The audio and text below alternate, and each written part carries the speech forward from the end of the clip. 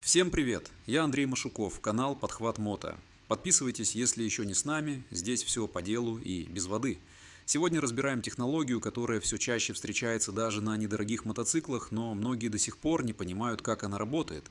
Квикшифтер, что это такое, зачем нужен и как вообще появился. Начнем с простого. Когда ты переключаешь передачу на обычном мотоцикле, ты делаешь 5 действий. Сбрасываешь газ, выжимаешь сцепление, щелкаешь передачу, отпускаешь сцепление, снова открываешь газ.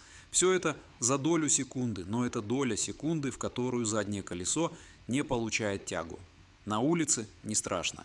На треке это потерянное время. Умноженное на десятки переключений за круг – это уже секунды. А секунды в гонке – это подиум или толпа. Именно поэтому и появился квикшифтер.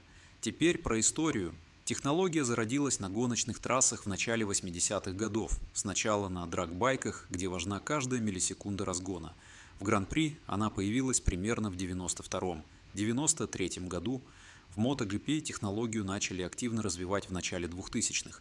А в середине 2000-х квикшифтер стал стандартом в World Superbike. На серийные мотоциклы технология начала приходить позже.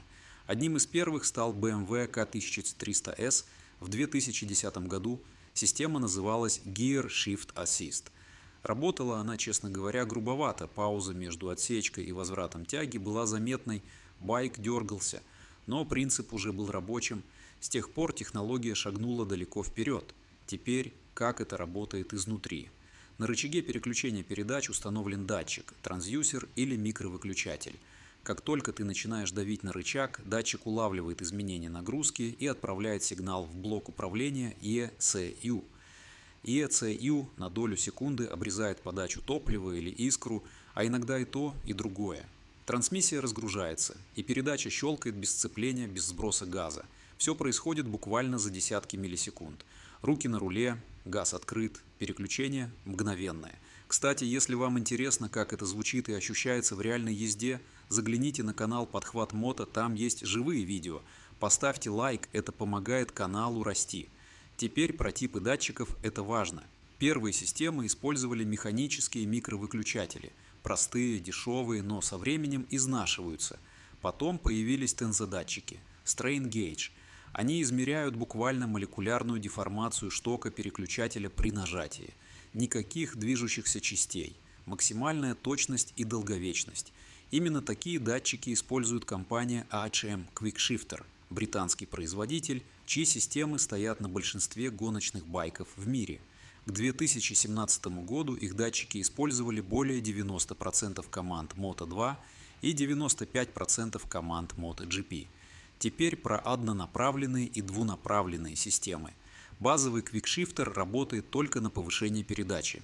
Upshift. Ты давишь ногой вверх, он обрезает тягу, передача включается. Более продвинутая версия – двунаправленный квикшифтер, он же ауто-блипер. Он работает и на понижение. При сбросе передачи система автоматически делает кратковременный подгаз. Блип, чтобы согласовать обороты двигателя с новой передачей. Это предотвращает срыв заднего колеса при торможении двигателем. Именно такой стоит на Kawasaki ZX25R SE. Там KQS работает в обе стороны. Портит ли квикшифтер коробку передач? Нет, и это важно. Правильно настроенный квикшифтер снижает нагрузку на трансмиссию по сравнению с резким переключением без сцепления вручную. ECU управляет отсечкой плавно. Нагрузка снимается и возвращается контролируемо. Это бережнее, чем дергать передачи по-старому. Нужен ли квикшифтер обычному городскому райдеру? Честно, для города это скорее удобство, чем необходимость, но на трассе, на горных серпантинах, при активной езде это реальное удовольствие. Одним движением ноги, без отвлечения рук, без потери скорости. Попробовав раз, обратно не захочешь. Напишите в комментариях, есть у вас квикшифтер, как ощущение, читаю все. Подписывайтесь на Подхват Мото, впереди еще много интересного. Я Андрей Машуков. До встречи на дороге.